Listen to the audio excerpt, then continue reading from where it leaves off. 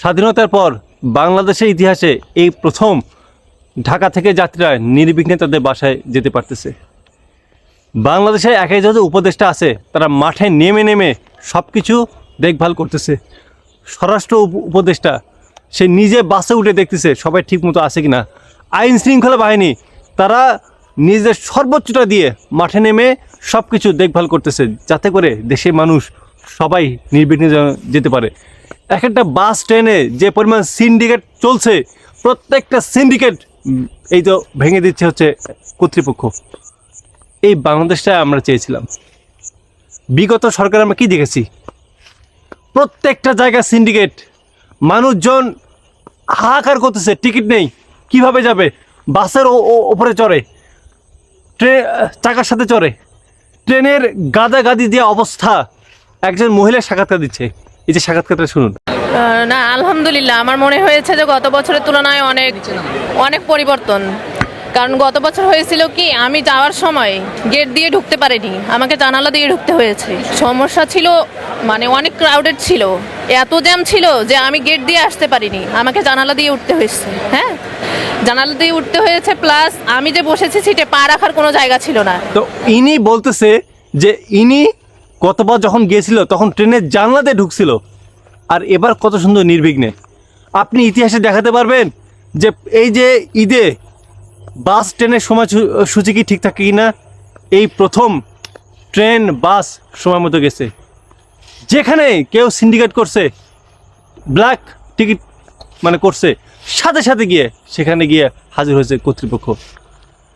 এটাকে বলে জবাবদিহিতামূলক সরকার, এটাকে বলে জনগণের সরকার। এর আগে যখন সরকারগুলো ছিল, যে এক একটা মন্ত্রীগুলো ছিল বিনা ভোটের, আপনি ওদেরকে ধরতে পারবেন? ওকে বলতে পারবেন যে কেন এই কাজটা করছে? জনগণের পক্ষে এরা কয়জন লড়ছে, কয়জন মাঠে নেমে করছে? কেউ আসেনি। কেন? কারণ ওরা জনগণকে মনেই করে না। ওরা মনে করে জনগণ থাকলে কি না থাকলে কি, আমি আমার মতো করে মন্ত্রী, ওদের লজ্জা আছে। কিন্তু এখন এক একটা যে উপদেষ্টা যে আছে, সবার কথা বলবো না, মাঠে নেমে কি পরিমাণ কাজ করতেছে। আইন শৃঙ্খলা বাহিনী পুরো দমে, তারা নিজেদের জীবনকে উৎসর্গ করার জন্য প্রস্তুত। তারা এখন পুরোপুরি উদ্যমী যে ইউনূস সরকার যখন এত কাজ করতেছে দেশের জন্য, আমরা এখানে চুপ করে থাকবো? ওরা সবাই মাঠে নামছে। আমরা এই সরকারকেই চেয়েছি, আমরা এরকম একটা সরকারকেই দেখতে চেয়েছি যারা জনগণের জন্য কাজ করবে। 15 বছরের দুঃশাসনের ফলে পুরো দেশটা যখন ধ্বংস হয়ে গেছে, সেখানে ইউনূস সরকার 7 থেকে 8 মাসে কি অবস্থা! বাংলাদেশের রিজার্ভের অবস্থা কি ছিল? আজকে 8 মাসে রিজার্ভ হচ্ছে $25 বিলিয়ন। চিন্তা করা যায়? বাংলাদেশের খাদ্যের যে অবস্থা, জিনিসপত্রের যেভাবে দাম বাড়তেছিল, রমজান মাসে প্রত্যেক বছর জিনিসপত্রের দাম কমে, ইতিহাসে এই প্রথম রমজান মাসে জিনিস কমতেছে। সরকারের টাকা এখন এতটাই বেশি হয়ে গেছে যে এখন খাদ্য নিত্য পণ্যের দ্রব্যের উপর ভর্তুকি সরকার 12% বৃদ্ধি করে দিচ্ছে। যেখানে ফ্যাসিস্ট হাসিনা গত বছরে চীনে যখন সফর করছে, সে হাত পা ধরে 14 কোটি টাকা আনতে পারছে।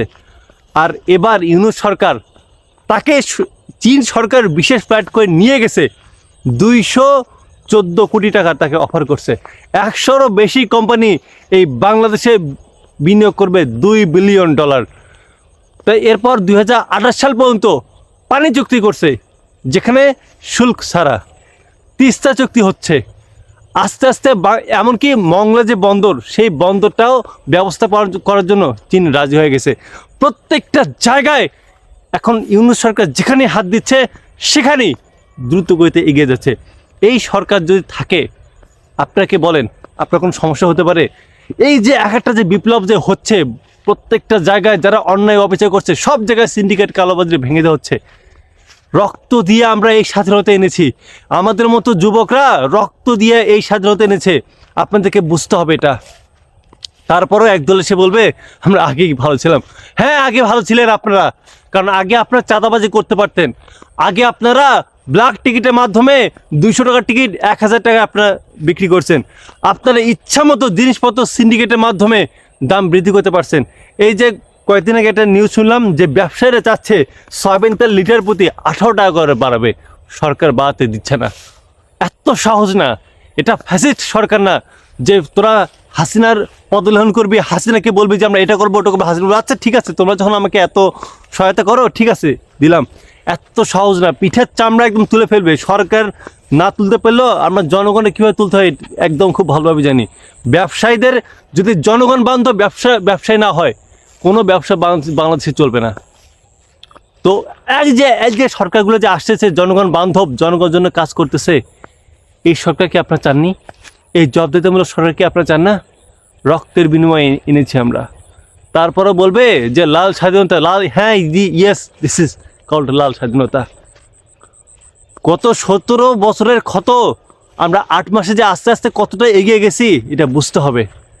এই যে শিক্ষিত সমাজ যদি না যদি থাকতো না, এই ছাত্ররা যে রক্ত যদি না দিত না, এরা দেশটাকে যে রিজার্ভ ছিল পুরো রিজার্ভ খেয়ে ফেলতো, দেশটাকে করে ফেলতো দেউলিয়া। এই দেশটাকে পরবর্তীতে ভারতের একটা অঙ্গরাজ্য বানিয়ে ফেলতো।